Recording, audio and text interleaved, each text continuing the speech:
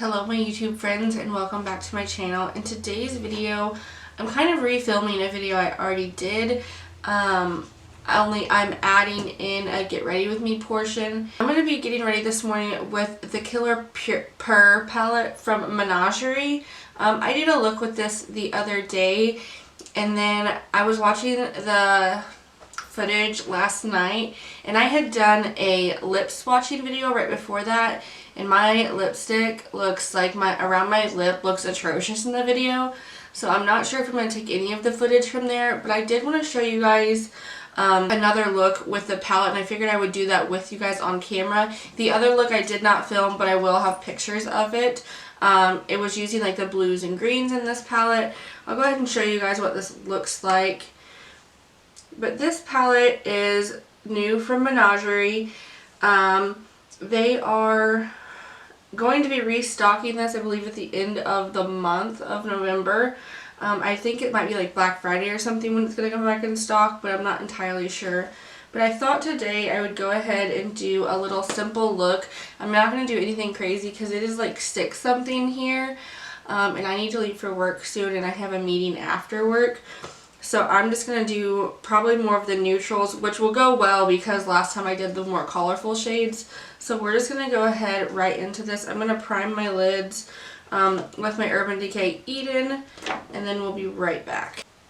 Okay, so I have my lids all primed and set with my Urban Decay Eden, and then I just use like a beige shade to go over it. And then I'm going to go in with, I think, the shade Cub. That mustardy yellow, and I'm going to use that in my transition. I think I might just end up using maybe like 3 shades today. I don't have time to do a more dramatic look, and I want to do something more natural today than I did last time.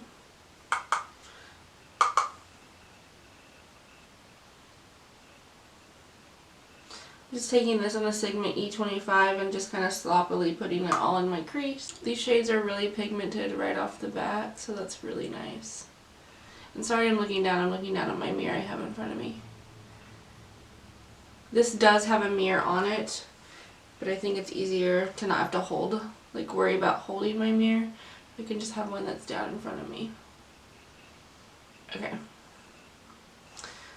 Okay.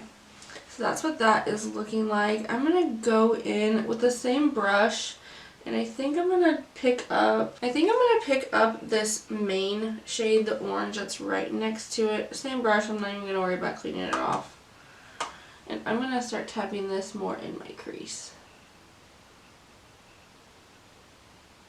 I'm going to keep it to the outer edge a bit and just kind of slowly tap it in, and then I'll just blend it in. Okay, so that's what that is looking like, and then I'm going to go in. This does have a little bit of kick up, some powdery kick up, but these mattes are really nice. Yeah, I think I am just going to use this, and I'm just going to deepen this up a bit because I don't want to go too dark today.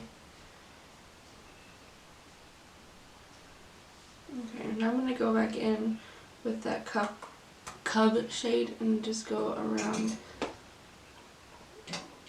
the outer edges just so I can make sure that's all blended in well. So that's what we're looking like now. And then I'm just going to take the Prowl shade, which is this shimmer over here.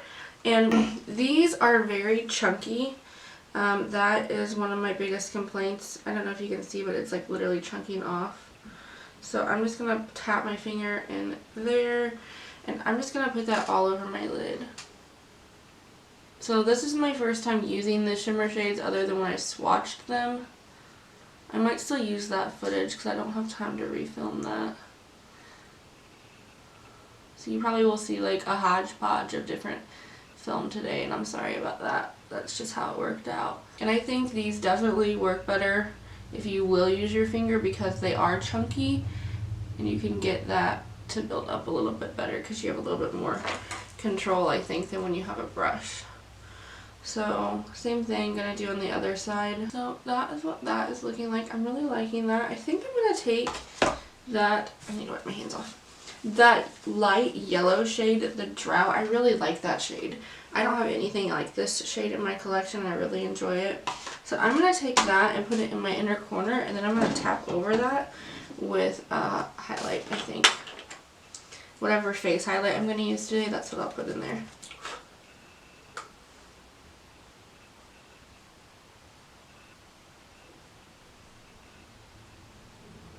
I don't know that this really goes the best with my look, but we're doing it. And I do have a little bit of fallout, but I think all the fallout that I have is from the shimmer shade. None of the mattes left any issues on my skin.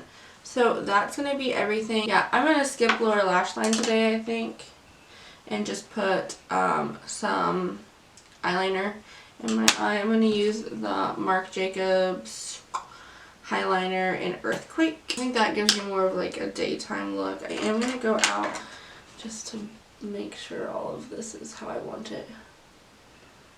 So the very outer portion of my eye.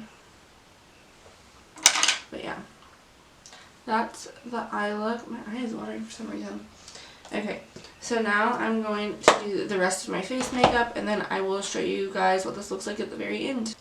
Okay everybody, so this is the completed look. I'll post another close-up. This is as close to my camera I can get without switching lenses out.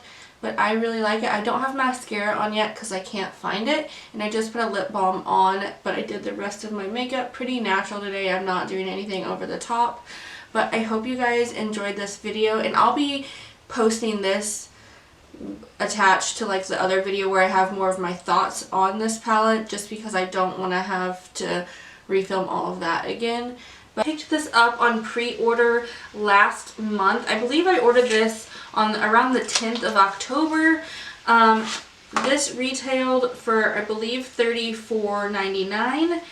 But in this palette, there are 2 shimmers in this palette and the rest are all mattes. This was one of the palettes that you guys said you wanted to see on my Instagram story, so I did pick this up. I do have an eye look on today using this palette. I have swatched all of these shades. I'm going to swatch them and do some live swatches for you guys right now. I will say that I don't feel like the shimmers are my favorite formula. They're very chunky and flaky. Like, they're extremely flaky. You guys can't see that, but they are very, very flaky. And so I think they're a little difficult to get on a brush, but I normally use my hand anyway, so I think these shades specifically would work better with your finger than with a brush. But I know not everyone likes to use their fingers. I have heard that it is possible that that formula is changing soon, but as far as all the other shades on an initial impression, I only used 4 of the shades in this look today. This is what the swatches look like. I have been told that the swatches on this don't look the best, but they perform pretty well on the eyes, and I would agree. I didn't have any issues with any of the shades that I used today. And again, I used the shade Drought in my inner corner, and then I tapped it off. I did add a highlighter on top of that, but I did add Drought on my inner corner. I have Watering Hole pretty much worked into like my inner crease, and then I have the green shade, but I do have that green shade in my outer corner and worked into my crease a bit as well. And then in my very outer corner, I have the Mighty Roar shade, and this probably swatches the worst out of all of the shades that I thought.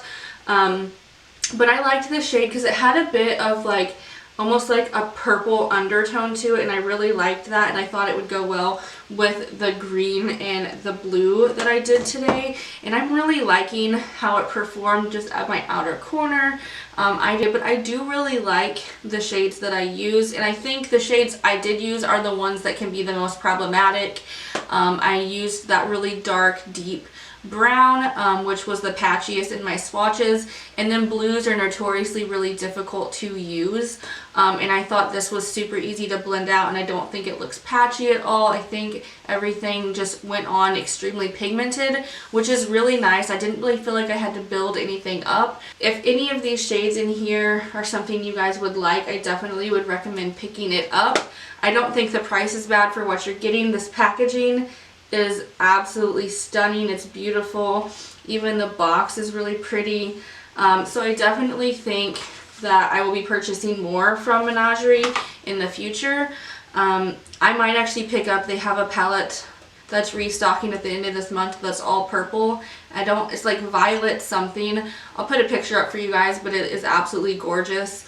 But yeah, so far I am really liking Menagerie. I hope you guys enjoyed today's video. If you did, please give this video a thumbs up and don't forget to subscribe if you haven't already, and I'll see you guys in my next video. Thanks. Bye!